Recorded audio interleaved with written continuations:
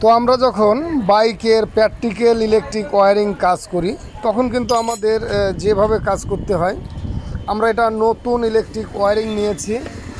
আমাদের বুঝতে হবে কোন তার কী কাজে ব্যবহার হচ্ছে, কি কালার, এগুলো কিন্তু আমাদেরকে ভালোভাবে বুঝতে হবে।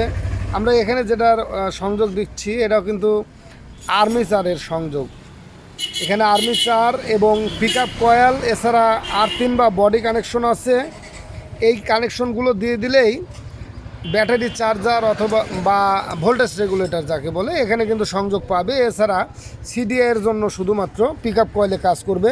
তো আমরা এখান থেকে কাজ করে দিচ্ছি। আর এখানে যেহেতু আমরা বিকল্প ইলেকট্রিক ওয়্যারিং নিছি, এখান থেকে আমরা ইঞ্জিন সুইচ দেওয়ার পরে যাতে ভোল্টেজটা ঢোকে ব্যাটারির 12 ভোল্ট, তো এর জন্য আমরা ইলেকট্রিক ওয়্যারিংয়ের সাথে যে কালো তারের লাইন আছে এর সঙ্গে আমরা যুক্ত করে দেব। তাহলে কিন্তু এই সিডিআইয়ের যে সংযোগ অর্থাৎ সিডিআই সকেট এখানে কিন্তু সংযুক্ত হয়ে যাবে। এখানে আর কিচ্ছু করতে হবে না, যেহেতু pick up coil, high tension coil, body, চাবি এবং ভোল্টেজ ইনপুট এখানে কিন্তু রয়ে গেছে।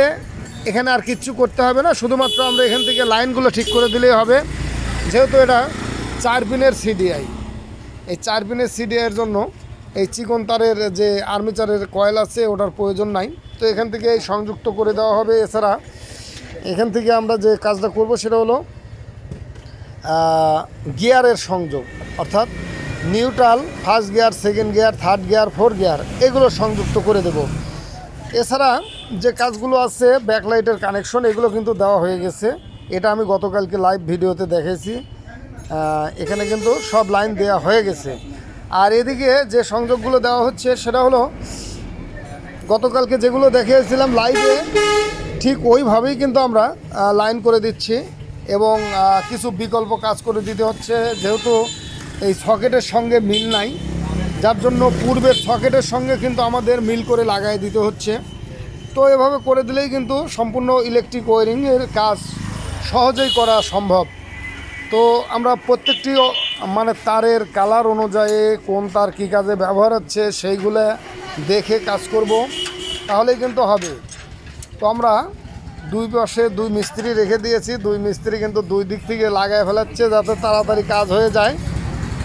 ঠিক আছে, তাছাড়া গ্যারেজে অনেক কাজ আছে, আমরা অন্য কাজ করতেছি, পাশাপাশি ইলেকট্রিক ওয়্যারিংয়েরও কাজ করছি। এপাশে যেরকম ইয়ামাহা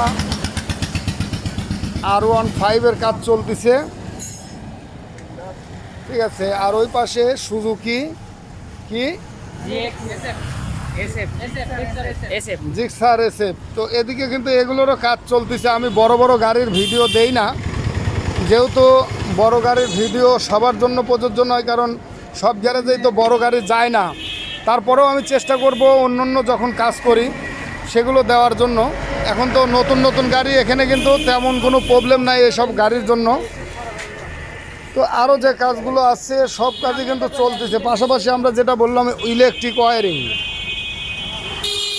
এখানে মাথায় রাখতে হবে ইলেকট্রিক ওয়্যারিং করতে গেলে তারের কালারগুলো যেন মাথায় থাকে, কোন কালারের কি কাজ, তাহলেই কিন্তু এই সংযোগগুলো ঠিকমতো করে দেওয়া যাবে এবং বিকল্প ইলেকট্রিক ওয়্যারিং সেটিং করে দেওয়া যাবে। তো এই ছিল এখনকার মতো ভিডিও। ধন্যবাদ সকলকে, ভালো থাকুন, সুস্থ থাকুন।